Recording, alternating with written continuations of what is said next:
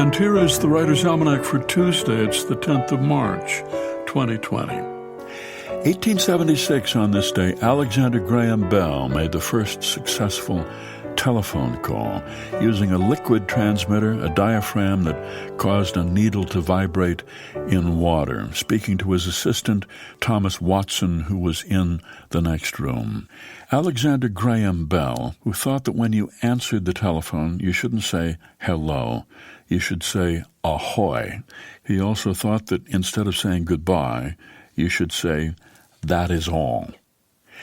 It was on this day, 2006, the Mars Reconnaissance Orbiter reached Mars, its purpose to study the planet's land formations, weather patterns, minerals, and ice.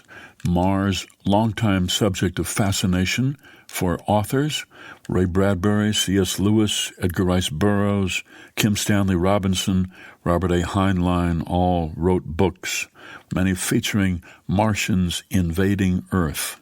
Robert Heinlein's Stranger in a Strange Land, about an orphaned earthling raised by peaceful Martians who's now returned to Earth to transform society. H.G. Wells' story, The War of the Worlds, about a Martian invasion of Earth.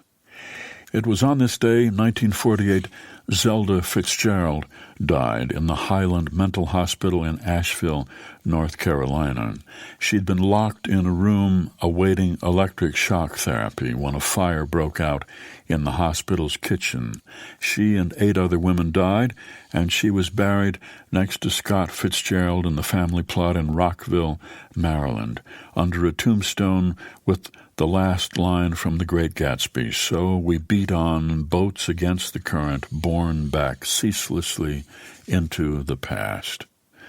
On this day in 1913, Harriet Tubman died, who'd been born to slave parents in Maryland around 1820. She was 15 years old when one day she refused to help an overseer restrain a runaway slave.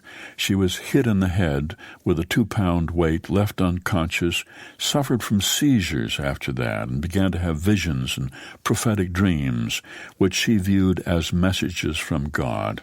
She escaped in 1849, made it to Philadelphia, and over 10 years she is believed to have led some 300 slaves into freedom in Canada on the Underground Railroad. There was a price on her head as high as $40,000, but she was never captured, nor were any of the slaves that she led to freedom. And it's the birthday of James Herriot, born James Alfred White in 1916 in Sunderland, England.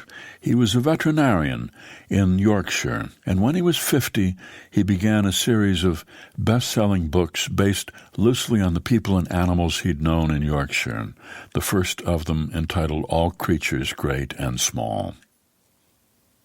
Here's a poem for today by Donald Hall, Gold. Pale gold of the walls, gold of the centers of daisies, yellow roses pressing from a clear bowl. All day we lay on the bed, my hand stroking the deep gold of your thighs and your back. We slept and woke, entering the golden room together, lay down in it, breathing quickly, then slowly, again caressing and dozing, your hand sleepily touching my hair now. We made, in those days, tiny, identical rooms inside our bodies, which the men who uncover our graves will find in 1,000 years, shining and whole. Donald Hall's poem Gold, from the Selected Poems of Donald Hall, published by Houghton Mifflin Harcourt and used by permission here on the Writer's Almanac. Now available on PRX for distribution by your local radio station. Be well, do good work, and keep in touch.